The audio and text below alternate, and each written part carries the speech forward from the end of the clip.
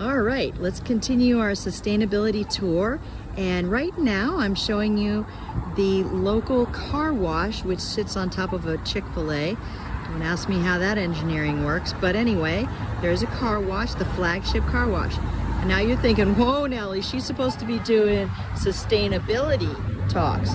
But believe it or not, using a car wash is oftentimes much more sustainable than washing your car. Because what do most of us do? Most of us wash our car in the driveway. And the water that runs off of our driveway goes straight into the local storm sewer, and all those suds and all that dirt and all of the soap and everything goes straight into our local waterways. Unlike the Flagship Car Wash or any other major car wash, what they have to do, they actually have to hook up to the local sewage treatment plant. So the water from the Flagship Car Wash, all the soap, the dirt from the cars, the oils, all those things go to the local wastewater treatment plant where the water can get cleaned prior to putting it into our river. Now, a way that, let's say you say, well, it's just too much money to go to the Flagship Car Wash, that's too expensive. So another thing you can do in order to lessen your impact when you wash your car is wash your car on grass.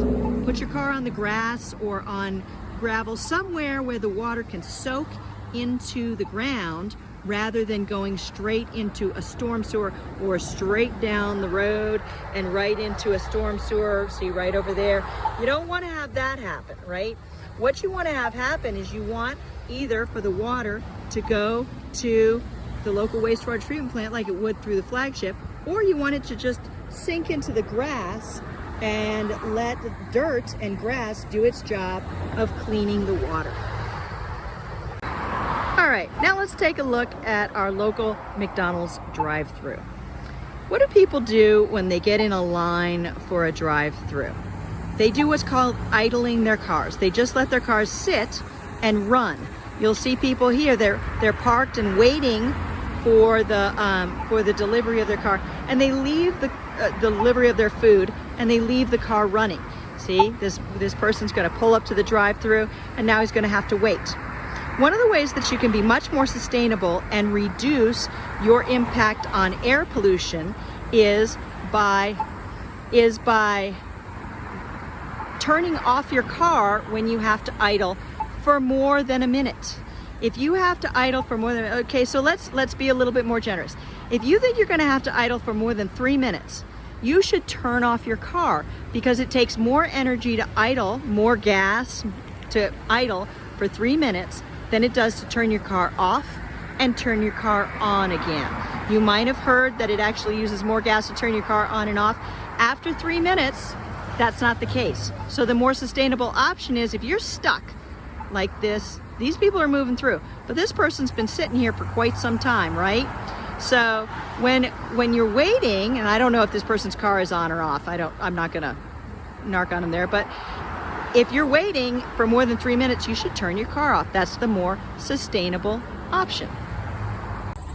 Okay, so you're thinking, what does Jiffy Lube have to do with being more sustainable?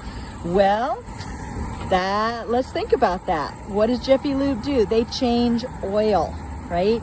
They change your oil. So a lot of people, unfortunately, when they change their oil, they toss it out, or even worse, dump it down a storm drain or something like that, all of which is just horrendous for the environment.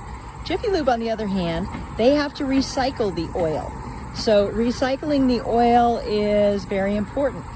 You also, when you're at Jiffy Lube or other places like this, you can choose synthetic oils you can choose synthetic oil for your car, if that is approved for your car, rather than using actual fossil fuels, all of which is more sustainable.